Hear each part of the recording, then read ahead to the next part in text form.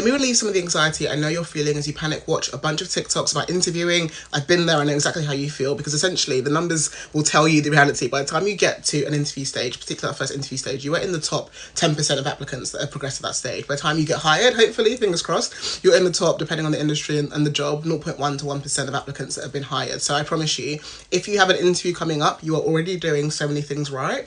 I'm just going to help you capitalize on that opportunity. Let's get into it. And this last one is particularly important if you feel like you're always getting rejected at final stage. I promise this will hopefully make something click for you. Now that I'm on the other side and I interview people day in and day out, there are 3 key traits that I've noticed from all of my successful hires that I think genuinely is what's getting them ahead of 99% of people and getting them into that 1% that do get hired in the end. First, I think is one of the biggest mistakes when it comes to preparing for interviews. And I understand you want to make sure that you hit every single point and you memorize all these texts and these answers. And when you go into that interview, you want to make sure that you don't miss anything. But the issue is that you can come across sounding really robotic, or even worse. And I think people don't quite notice this. You can actually end up missing the question that's being asked, and you just recognize, okay, your ears flag and think, okay, I know what that word is, I had an answer for that, or I know that kind of question, I have an answer for that. So you give an answer that doesn't directly answer the question that's actually being asked, it answers a similar question in that realm. And this is particularly an issue in first round and early stage interviews because it can flag as poor communication skills. And poor communication means that a company will just stop the process right there. They're like, there's nothing else that I would need to see here.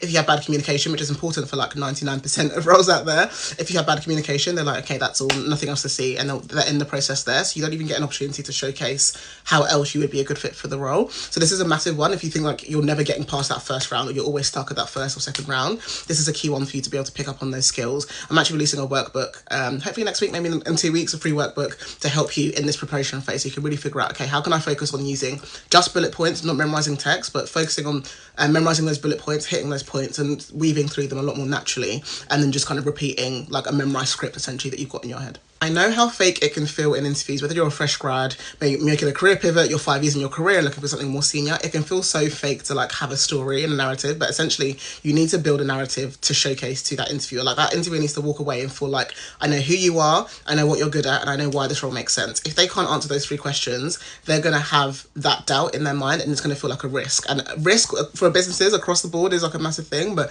particularly when it comes to hiring, they don't want to think that, okay, in 6 months you're going to leave because this is just a pit stop in your career for you, or this role doesn't actually make sense, you're not going to be good at it and you're not going to enjoy it. You need to make sure that you answer those questions throughout the interview process. So crafting a story of your academic journey through to your experience, your internships, your work experience, where you've got into this place now and why this role makes sense for what you're looking to do next. That is a key aspect, and I think something that I've noticed because it shows that, okay, this role makes sense for you and it's going to take you into what you want to do personally, and there's not just the driver of, I need a job, so I'm going to go for this job, because we all understand that. But you need to showcase that, okay, I need a job, but I need or want this job specifically. Does that make sense? And the best part is this is a